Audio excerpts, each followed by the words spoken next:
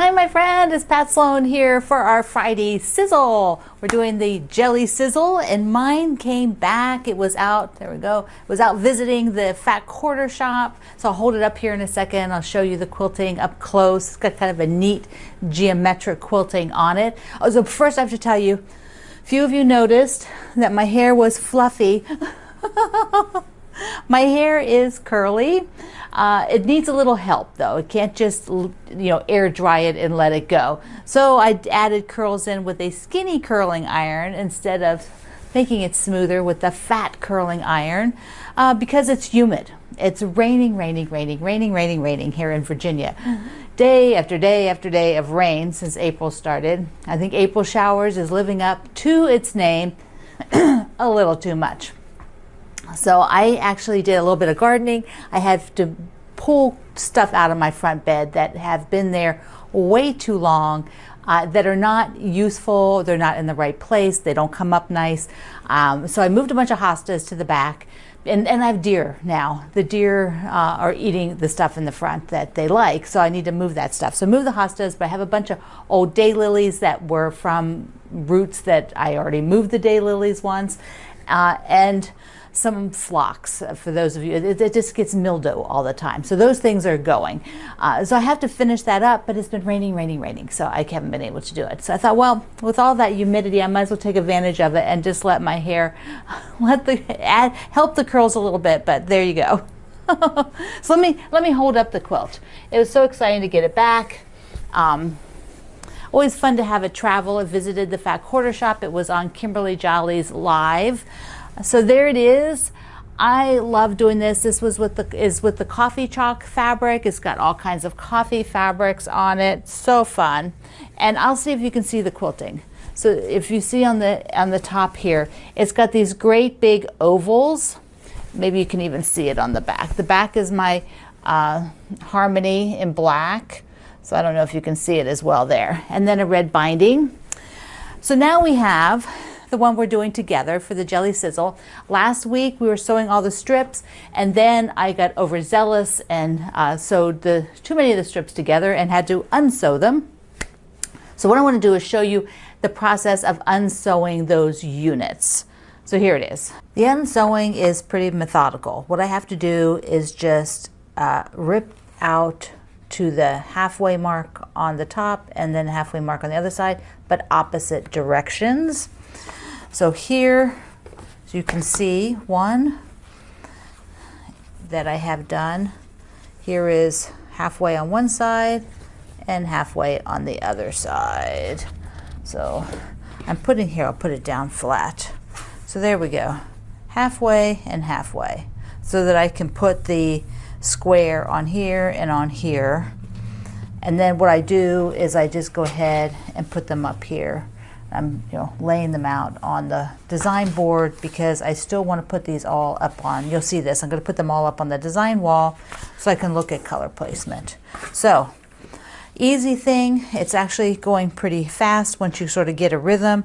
I fold to be sure I'm getting two of these because I've already folded it where I just did one strip and then had to sew the one strip back on and do it at the 2 strip mark. So I need to get the 6 inches, so I measure over on my counter there at 6 inches, and then I start on the inside.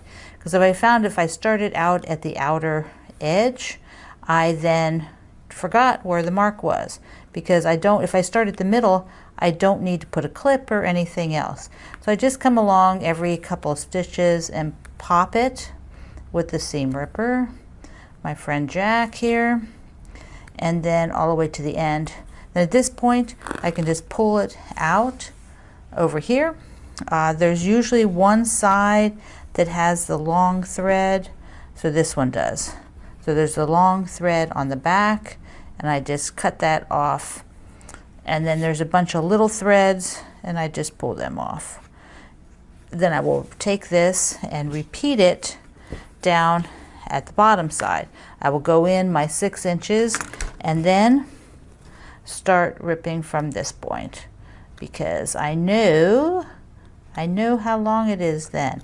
And I probably go, what is this, about every 5 stitches I don't feel the need to go really close, so it actually pops open really fast. And there we go. I will pull, here's the long thread on this side, and then just pop off all these kind of small ones. And now this one is done, and I still have, I don't know, about 8 of these to do before I can go put them up on the design wall and lay them out for coloration. The unsewing did not take long. It really didn't. It was pretty quick. So I'm happy I did it. I didn't want to fuss around and try to make another design like I showed you with the boxes. I mean, it's just not worth it. I like this design. This is what I want to do. So I just did unsewing halfway down on the 2 sides. All right, now I need to pick the pinwheel color. For this project, for the coffee chalk, the bread pinwheels just pop, pop, pop, don't they? I mean, you just see them so well. And I want to be sure that on the fabric I'm using, which is the cozy fabric from Corey Yoder, that the fabric I picked for the pinwheel is equally distinct. I don't know that I want it blendy. I want to be able to see the pinwheels after I've done all this work of ripping and sewing and everything. Okay, so let's take a look at the audition. I have 4 blocks up here to test the pinwheel. So what I'm going to do is take a stack. I have a whole bunch of different colors. I cut the 4.5-inch squares, and we'll pick one of those to work on. This is the border and the backing. So it also, the pinwheel has to go against this. So that's what I ordered because I wanted to feel springy, summery. So let's try the first one. The first one is the light blue. This is a lighter, or light teal, light aqua, lighter than what is in the piece. But there are light places like in this plaid. And so it's pretty soothing. I think that it would look nice, but I think we could do better. And here you can see this is the border fabric. So anything has to go against that. So let's try the next one, which is the gray. The gray is super nice. It's really strong. You're definitely going to see the pinwheels on this. They are just going to pop, pop, pop. And of course, against the yellow, they pop against everything. There was gray in this line. I took all the gray out. I decided not to use it and go with just the other colors. Now, one of our friends, and I forget who, suggested that maybe I would try, this is one of the grays from the line. Do you see how much different it is? It's also a little bit browny, but this is the one that has all the dots really close. So like if this were on here, it would definitely be a much softer version of this dark gray. We talked about using a yellow, the royal we. So I suggested yellow. This is a deep golden yellow, which is a bit darker than a lot of the yellow that's in there, and it's super soft, so the pinwheel does not stand out. The problem is I'm going with this for the border, and you see it's like almost the same color. So on the border, it won't show up at all. It'll just be gone. Now you could like that look, that would be fine. This is an example of sometimes where, let's say I decided this in advance. I'm going to do this. I just got the block made, never auditioned, never put them up here, just added those yellows because for most of the blocks, even that one is going to look fine. Then when I put them together, it would be like, they're just not that strong.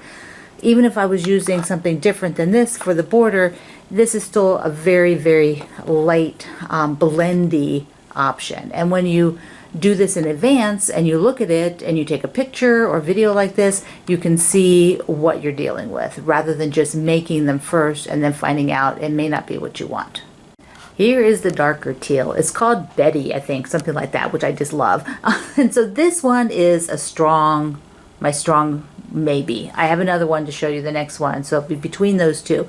Here, this teal is pretty much darker than the other teals, and being solid and just a little bit darker, it doesn't seem to blend in as much as the yellow to yellow did, and that teal will be fine on here because you can see right there, it's going to totally pop off of that border, so the pinwheel won't get lost when it goes into the border. All right, one more option. And the last option is a green. I went and got, when I had my solids ordered a few solids, I got 2 shades of green, and this one is sort of a little bit lighter or a little bit different rather than the green that's in it. Maybe like brighter might be the word, just slightly, but the green is a good option. And then it also does look really good on the border, as did the teal. So here's the green, just as a sort of option. You can see it on there.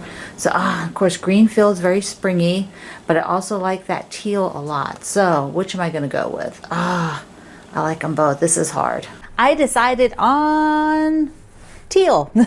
Yes, I like it. I still liked it, even though the green was very enticing. That looked really good as well. I decided to stay with the teal because this is kind of what made me happy. So I have a few of them done, but I still have this stack. So I still have all of these. See, they're not sewn. I've got the squares on, I've got them trimmed off, but I have to go and zip all of these seams down.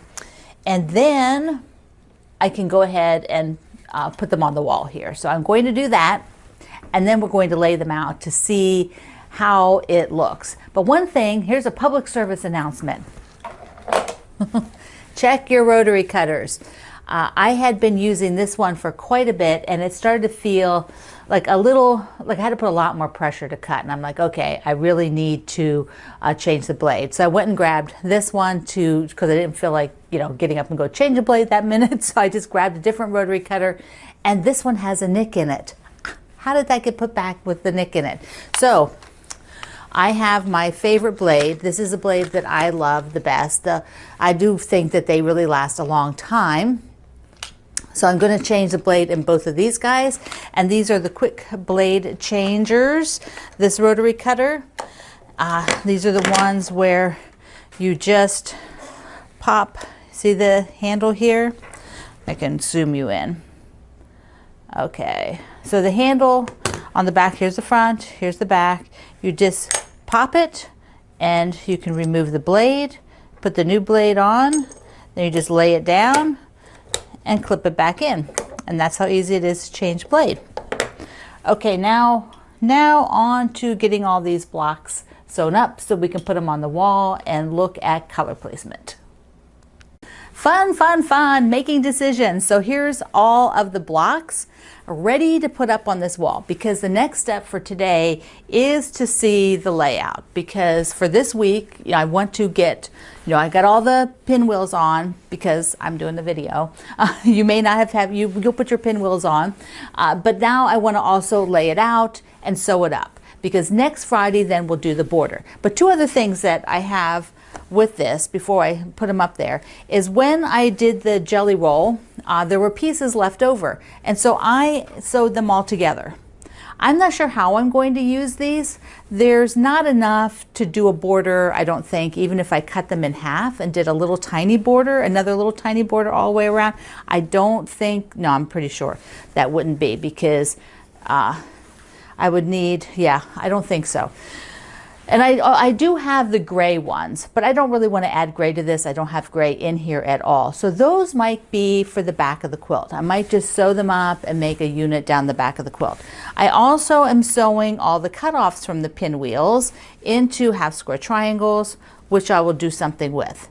Now for the coffee chalk, I actually thought I had done that.